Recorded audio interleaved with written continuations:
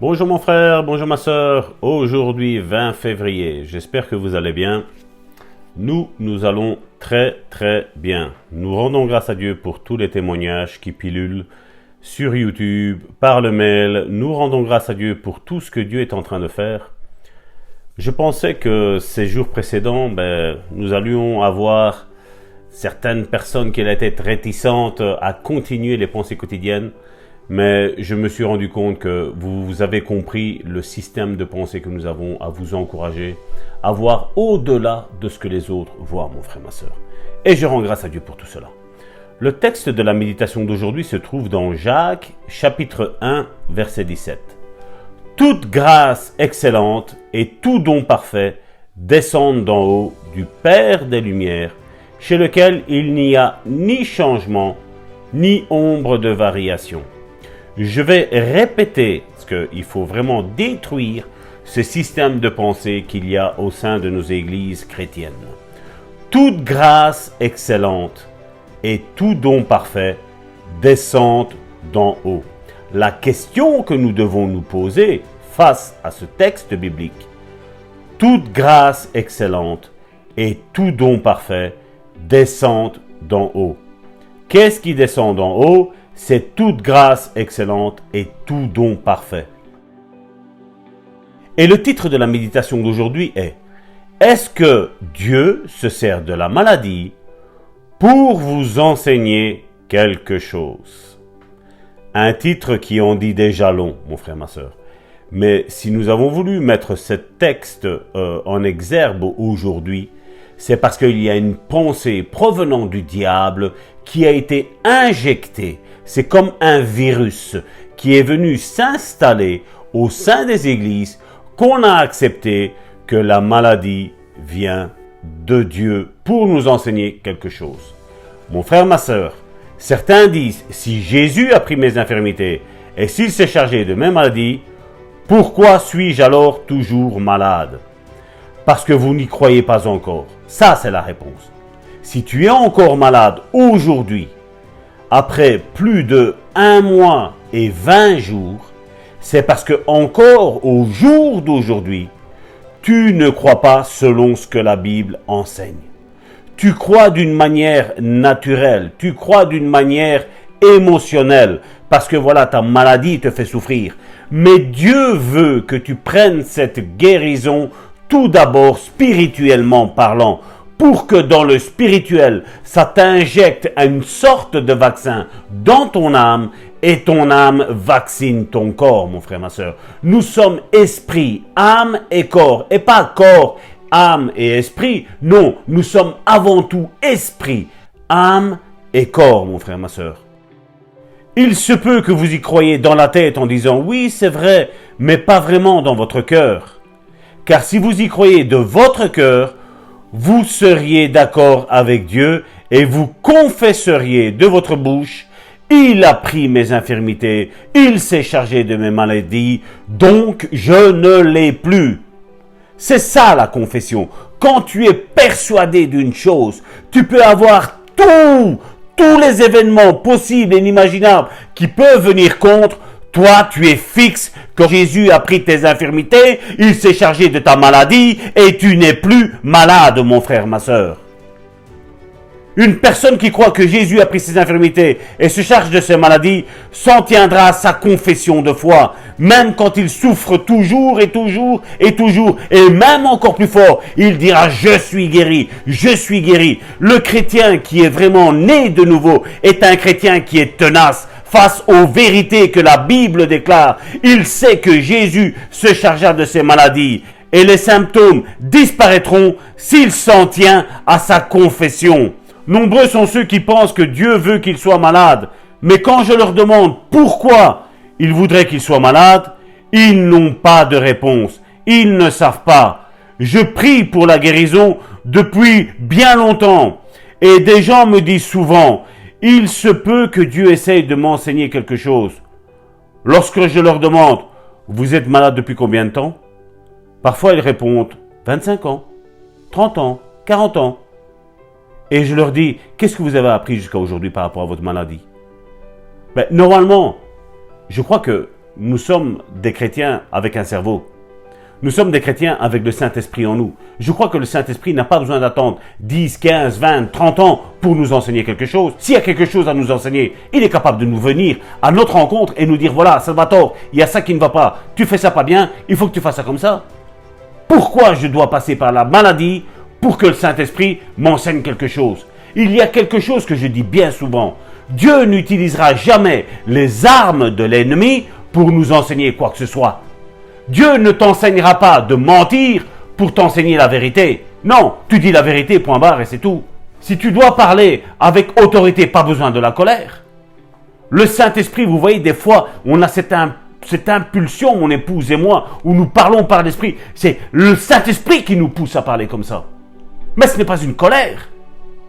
C'est le Saint-Esprit, lui, est en colère que nous n'arrivions pas à percevoir les choses de l'Esprit.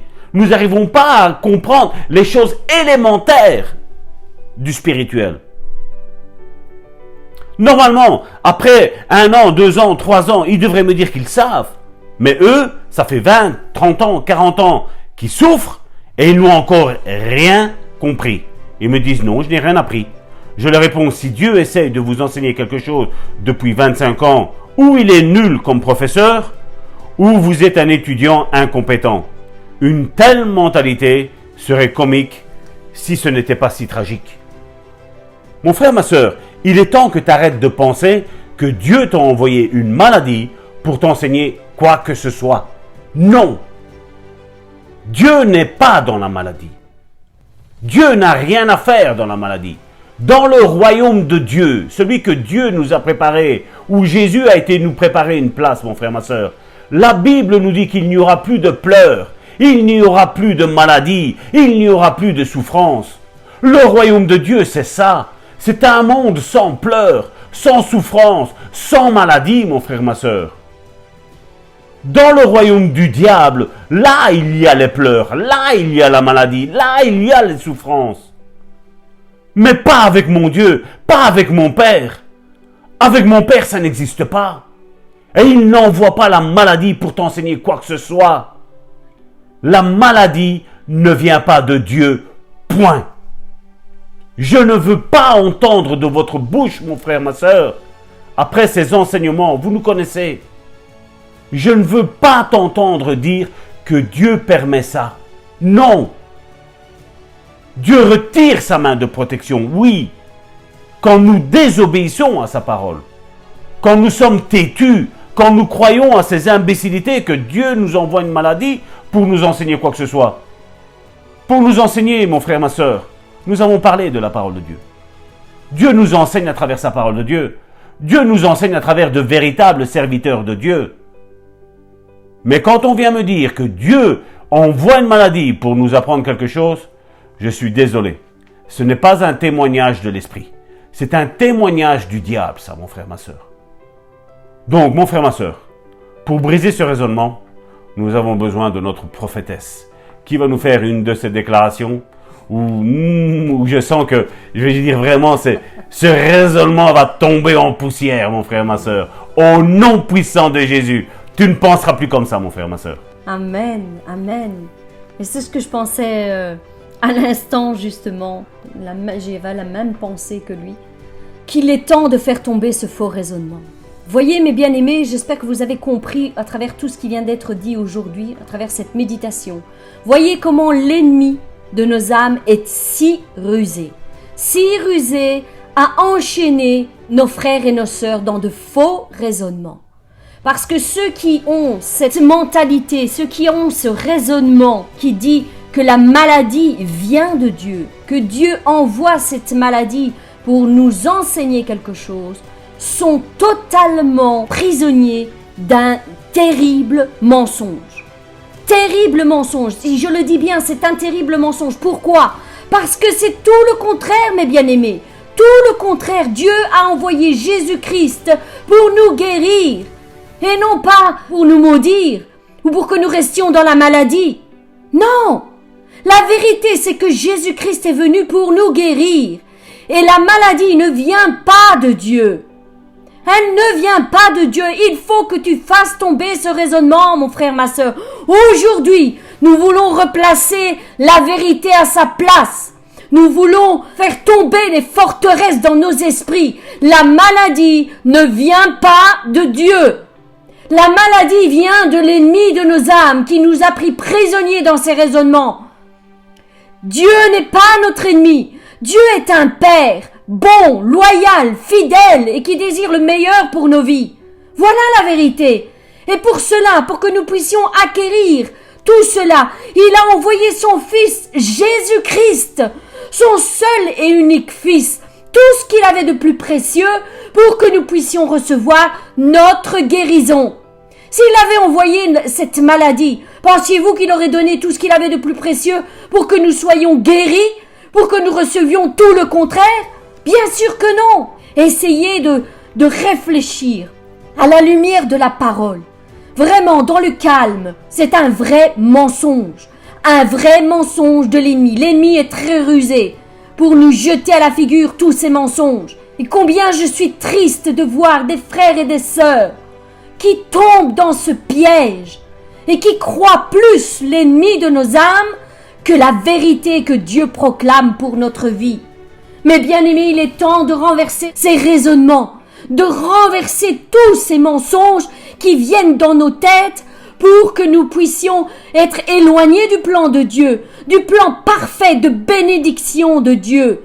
Dieu en réserve le meilleur pour chacun d'entre vous, mes bien-aimés. Prenez possession du royaume. Soyez des fils et des filles battants, des héros qui se lèvent et qui se battent pour acquérir leur guérison, leur destinée. Ne vous laissez plus voler votre destinée par l'ennemi de nos âmes. Faites tomber ce mensonge aujourd'hui. Dieu veut que je sois en bonne santé. Dieu est bon et il veut que je sois en bonne santé. C'est sa volonté parfaite et absolue pour ma vie. Sa parole, c'est sa volonté. Et je sais qu'à partir de sa parole, il me donnera la santé pour tout mon corps, pour toute mon âme et pour mon esprit. Je veux m'attacher à toute sa vérité parce que toute grâce excellente et tout don parfait qu'il me donne descendent d'en haut, du Père des Lumières, chez lequel il n'y a aucune ombre de variation, aucune. Ce qu'il a dit par le passé est encore effectif aujourd'hui, dans notre vie. Et il a dit, sois guéri, va, sois guéri de ton mal, et témoigne de ta guérison à tes frères et à tes sœurs. Aujourd'hui, je te proclame que tu es guéri au nom puissant de Jésus. Soyez bénis mes bien-aimés, et à demain.